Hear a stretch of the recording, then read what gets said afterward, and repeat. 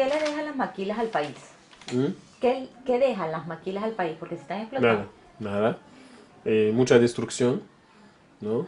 Mucha, mucha polarización, una distribución del ingreso todavía más desigual y problemas sociales, ¿no? Nuevos, como por ejemplo el problema de la urbanización, que ya se está viviendo, por ejemplo, en la ciudad de Guanamet, que es una ciudad que ahora que está con la máquina de Codevi, que recibe 4.000, 5.000 trabajadores y se produjo ya una migración masiva hacia esta ciudad y por supuesto como no hay inversión a nivel de alojamiento de la vivienda, no hay inversión a nivel de agua potable, no hay inversión a nivel de no hay políticas sociales de vivienda, por ejemplo, lo que explica un caos, lo que provoca un caos a nivel de la ciudad y una manifestación de pobreza enorme, ¿no? Y también condiciones de vida muy deterioradas, incluso peores de las que existían anteriormente. Por eso decimos que no solamente las máquinas no pueden representar el motor del crecimiento, como lo propone Clinton y Naciones Unidas ahora, pero también es una vía de sobreexplotación y que incluso aumenta el nivel de desorganización de la sociedad y de las ciudades. Pero antes de llegar a la cuestión política, quería precisar que el proceso de recolonización se ha intensificado mucho después de 2004 con la llegada de la MINUSTAH, la Misión de Naciones Unidas para la Estabilización en Haití, que es una fuerza de ocupación militar y que está empeorando la crisis haitiana. Si miramos los tres objetivos postulados en la resolución 1542 del Consejo de Seguridad de Naciones Unidas de 2004, los tres principales objetivos eran primero restablecer un clima de estabilidad y de seguridad, segundo realizar elecciones democráticas y tercero respeto a los derechos humanos. De esos tres objetivos nada se ha alcanzado, incluso podemos decir que estamos en una situación peor que antes de la llegada de esta tropa. Toda la cuestión de la estabilidad y de la seguridad no se ha producido, al contrario, tenemos ahora nuevas olas de inseguridad, a pesar que Haití es lejos de ser el país muy violento que se presenta a nivel de la prensa internacional, pero hemos vivido con la presencia de la MINUSTAH nuevas formas de inseguridad que no existían anteriormente. Y porque sabemos que la inseguridad está ligada básicamente al comercio de la droga y que por Haití transita por entre 10 y 12% de la cocaína que entra al mercado estadounidense y eso significa un flujo financiero muy impresionante con todo lo que significa en términos de destabilización, de creación de pandillas en los barrios populares y tráficos de todo tipo. Y el tráfico de droga ha aumentado durante la presencia de la MINUSTAH. ¿No? Los niveles que tenía en 2004, ahora se habla del doble del volumen de droga que transita por Haití, a pesar que la MINUSTAH tiene equipos muy sofisticados de control de territorio, helicópteros, radares, sistemas de control de las aguas, etc. No ha disminuido el tráfico de droga, ¿no? Así que se puede decir que ese objetivo de estabilidad y de seguridad no se va a alcanzar si no hay una victoria significativa sobre los traficantes de droga. El segundo objetivo, que es las elecciones democráticas, podemos decir que estamos en un proceso de regresión, porque las elecciones del 90, las elecciones del 2000, las elecciones del 95 fueron mucho mejores desde todos los criterios en términos de respeto de la democracia, en términos de respeto de la voluntad del pueblo, que las elecciones organizadas el 28 de noviembre, que fueron una caricatura con fraudes monumentales y con una presencia masiva de las instituciones internacionales, porque la OEA y la ONU tenían responsabilidad concreta en la gestión del proceso, incluso a nivel de la logística, la organización de la lista electoral, que fue uno de los elementos básicos del fracaso, y todo eso fue gestionado directamente por la OEA y por Naciones Unidas. Así que estamos en una situación donde el proceso electoral es mucho menos democrático que lo ha sido anteriormente, ¿no? Y las elecciones del 28 de noviembre fueron totalmente antidemocráticas, se caracterizaron por un absenteísmo de más del 80%, solamente votó 20% de la población electoral.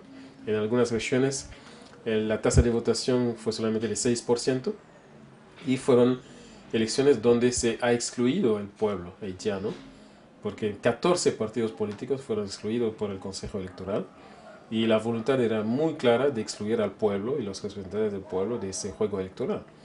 Y por supuesto, la segunda vuelta se presenta con las mismas características, incluso peor, porque entre los dos turnos se produjo la intervención de la OEA que dictó los resultados oficiales publicados con una metodología muy extraña, un informe que técnicamente no se sostiene y que impuso la resolución de la OEA fue impuesta a la fuerza por Estados Unidos, por la Unión Europea y por todo el sistema imperialista, que obligó la aplicación de la decisión tomada por la OEA, ¿no?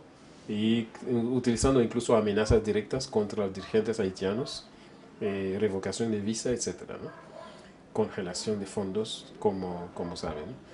Y si miramos el tercer objetivo, la vigilancia y el respeto de los derechos humanos, no solamente la MINUSTAH se calla totalmente sobre hechos muy chocantes diarios de violación de derechos humanos, por ejemplo en la frontera con Dominicana, donde hay repatriación violenta de los migrantes haitianos, en violación de las convenciones sobre los trabajadores migrantes, en violación de los convenios binacionales firmados entre los dos países, y la MINUSTAH, que es testigo diariamente de eso, porque tienen tropas en la frontera, ni han escrito una palabra para denunciar esos hechos.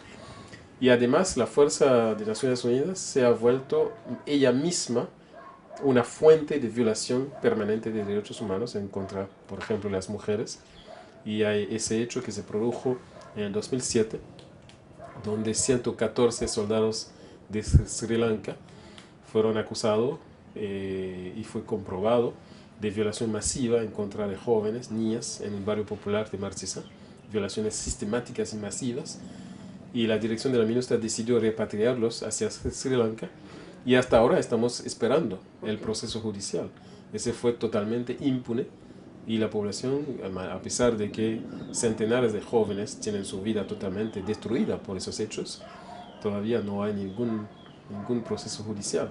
Es decir, que la presencia de la MINUSTAH no solamente refuerza la cultura de la impunidad, pero destruye también todo el proceso judicial y con la ausencia total de respeto a los derechos humanos, incluso de la población haitiana, derechos económicos, sociales y culturales. Y también el hecho más significativo de eso fue la ola de cólera, porque sabemos que la cólera es una enfermedad desaparecida del territorio haitiano hace más de 100 años y que fue reintroducida por tropas de Nepal que pertenecen a la MINUSTAH, y hubo una violación directa de las normas establecidas por Naciones Unidas en la gestión de los campos y el tratamiento de los desechos humanos.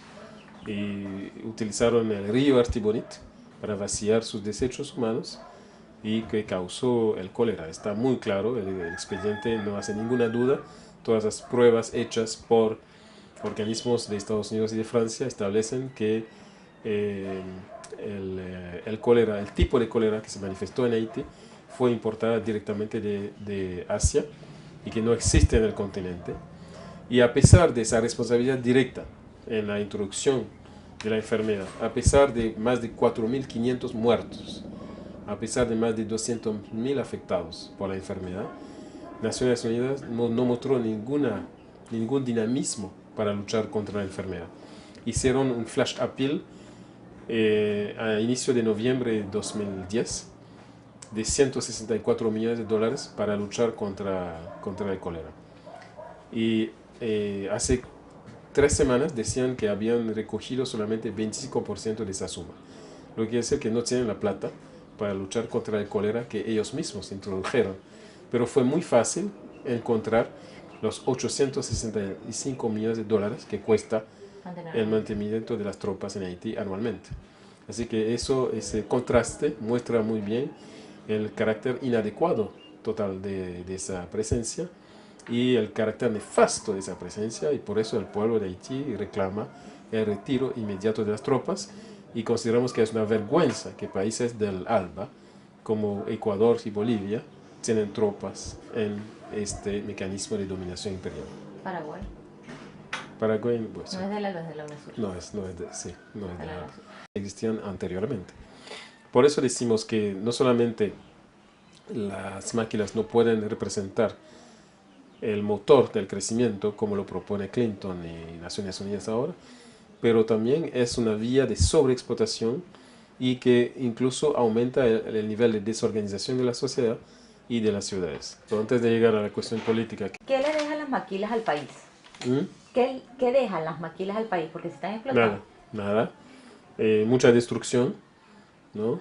Mucha polarización, una distribución del ingreso todavía más desigual y problemas sociales, ¿no? Nuevos, como por ejemplo el problema de la urbanización, que ya se está viviendo, por ejemplo, en la ciudad de Guanamet, que es una ciudad que ahora que está con la máquina de Codevi, que recibe 4.000, 5.000 trabajadores, y se produjo ya una migración masiva hacia esta ciudad, y por supuesto como no hay inversión a nivel de alojamiento de la vivienda, no hay inversión a nivel de agua potable, no hay inversión a nivel de